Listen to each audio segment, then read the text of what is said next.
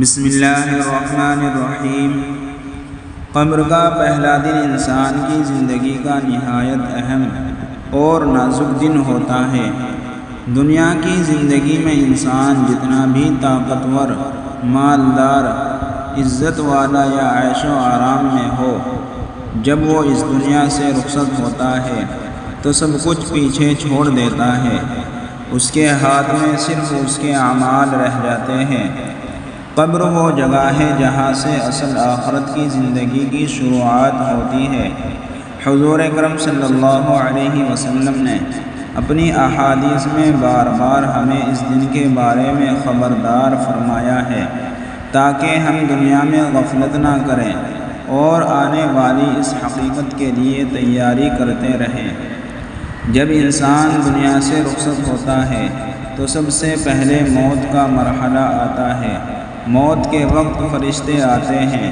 اگر انسان نیک اور پرہیزگار ہو تو اس کے پاس رحمت کے فرشتے آتے ہیں جو اس کی روح کو نہایت نرمی اور سکون کے ساتھ نکال لیتے ہیں۔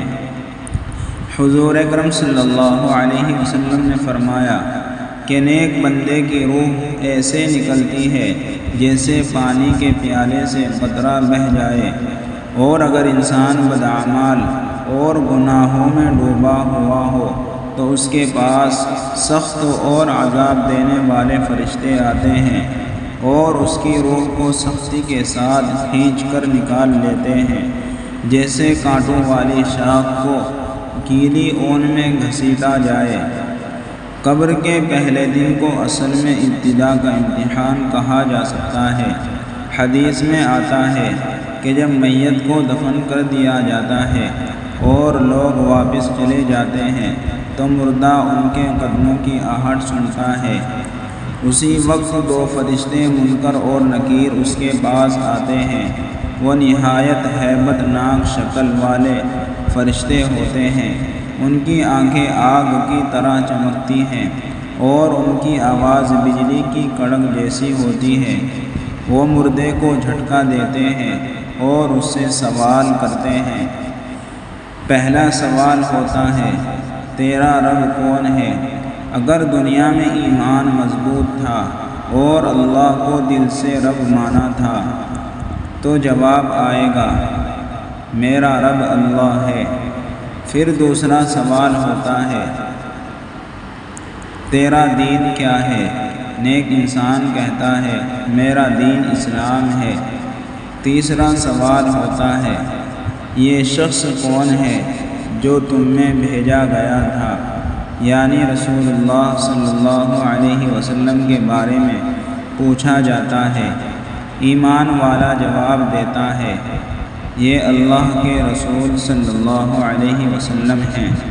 اگر بندہ ایمان اور عمل میں سچا ہو تو فرشتے کہتے ہیں، سچ کہا، صحیح جواب دیا۔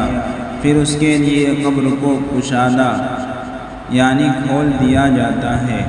قبر جتنی آنکھ دیکھ سکتی ہے اتنی وسیع ہو جاتی ہے۔ اس کے لیے جنت کا بستر بچھا دیا جاتا ہے اور جنت کی خوشبو اس کے پاس لائی جاتی ہے۔ پھر ایک نیک شکل والا شخص اس کے پاس آتا ہے۔ وہ پوچھتا ہے، تو کون ہے؟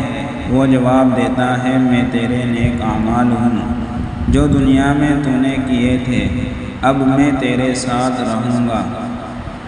اس وقت مومن خوشی اور سکون میں ہوتا ہے اور قیامت کے دن تک آرام کرتا ہے۔ لیکن اگر کوئی شخص دنیا میں اللہ کو نہیں مانتا، دین کی پرواہ نہیں کرتا اور گناہوں میں زندگی گزارتا ہے تو قبر کا حال بالکل مختلف ہوتا ہے۔ فرشتے اس سے بھی یہی سوال کرتے ہیں، لیکن اس کا دل جواب نہیں دے پاتا۔ وہ کہتا ہے، مجھے معلوم نہیں، یا کہتا ہے، میں نے لوگوں کو کچھ کہتے سنا تھا، میں بھی وہی کہتا رہا۔ تب فرشتے اسے کہتے ہیں کہ تو نے جھوٹ کہا اور غلط زندگی گزاری۔ پھر اس کی قبر کو تنگ کر دی جاتی ہے، یہاں تک کہ اس کی پسلیاں ایک دوسرے میں پیوست یعنی گھس جاتی ہے۔ اس کے لیے جہنم کی آگ کا دروازہ کھول دیا جاتا ہے اور جہنم کی گرمی اور بدبو قبر میں آنے لگتی ہے۔ اس کے پاس ایک بدصورت اور سخت بو والا شخص آتا ہے۔ مردہ پوچھتا ہے تو کون ہے؟ وہ جواب دیتا ہے میں تیرے برے اعمال ہوں جو دنیا میں تو نے کیے تھے، اب میں تیرے ساتھ رہوں گا۔ اس وقت کافر یا گنہگار چیختا ہے لیکن کوئی سننے والا نہیں ہوتا۔ رسول اکرم صلی اللہ علیہ وسلم نے فرمایا کہ قبر یا تو جنت کے باغوں میں سے ایک باغ ہے یا جہنم کے گڑھوں میں سے ایک گڑھا ہے۔ یہ سب کچھ قبر کے پہلے دن سے ہی شروع ہو جاتا ہے۔ اس لیے دین اسلام ہمیں بار بار یاد دہانی کراتا ہے کہ اس دن کے لیے تیاری کریں، نیک اعمال کریں، گناہوں سے بچیں، نماز قائم کریں، قرآن پڑھیں، سچائی کو اپنائیں اور لوگوں کے ساتھ بھلائی کریں۔ قبر کا پہلا دن اصل میں انسان کی دنیاوی زندگی کا نتیجہ ہوتا ہے۔ دنیا میں جس نے جیسا بیج بویا ہوتا ہے وہی پھل قبر میں ملتا ہے۔ نیک انسان کے لیے قبر روشنی اور سکون کا مقام بن جاتی ہے، جبکہ بدعمال کے لیے قبر اندھیرا اور سخت عذاب کی جگہ بن جاتی ہے۔ لہذا ہمیں چاہیے کہ آج ہی سے اپنی زندگی کو سنواریں۔ یہ دنیا وقتی ہے اور قبر ہمیشہ کی زندگی کی شروعات ہے۔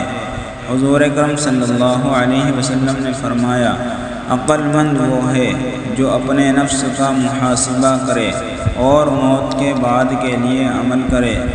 اس فرمان کو یاد رکھ کر اگر ہم اپنی زندگی گزاریں تو قبر کا پہلا دن ہمارے لیے رحمت اور سکون کا دن بنے گا، نہ کہ عذاب اور خوف کا۔ مزید ایسی ویڈیو کے لیے میرے چینل کو لازمی لائک اور سبسکرائب کریں اور ساتھ میں دیے گئے گھنٹی کے نشان کو دبانا نہ بھولیں۔ شکریہ دوستو، السلام علیکم۔